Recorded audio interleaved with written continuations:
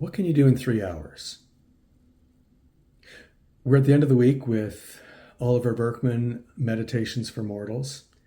And today we're talking about 3 hours. How to find focus in the midst of chaos. And he picks up from what we talked about yesterday. If rules should serve life rather than the other way around, it follows that you shouldn't expect there to be too many one-size-fits-all rules in your life that's going to help you make the most of your time. We all have different lives. And our individual lives never remain the same for long. Still, there's one that comes close, because if you're a knowledge worker, that is, if you spend your days doing things with computers and words and ideas, he says, as opposed to, say, building houses out of bricks, then you'll make the most progress and cover the most ground if you limit yourself to about 3 to 4 hours of mental focus a day. What? 3 to 4 hours, stop. He says it's a little unnerving, to be honest, how frequently the specific range of hours crops up in historical accounts. Charles Darwin, Virginia Woolf, Henri Poincaré, Dickens, Jefferson, Alice Munro, J.G. Ballard, Anthony Trollope all worked 2 to 4 hours a day. Intensely, but 2 to 4 hours a day. And I would venture to say that even bricklayers don't work 8 hours straight. They take breaks. Because in their own way, they're being creative and they need to step back and look at what they're doing, to measure, to feel like they're doing the right thing and check their work.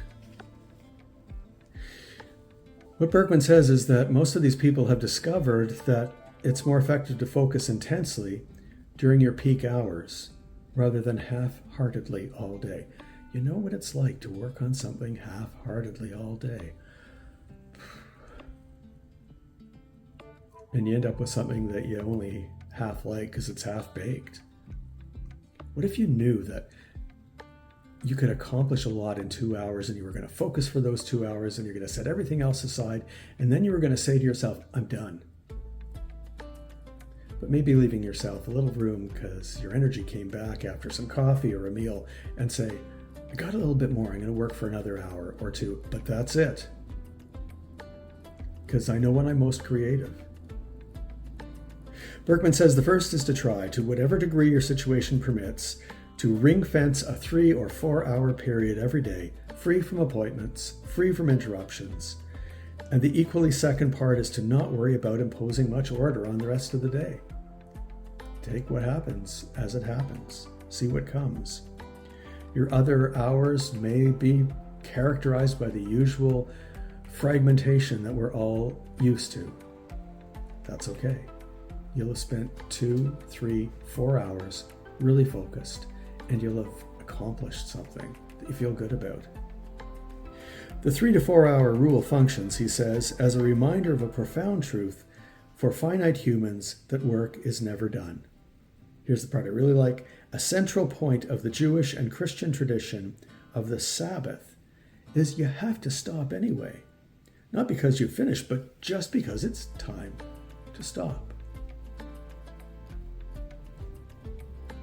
And pick it up again later. I'm Cameron Watts. I'm the minister at Fairlawn Avenue United Church.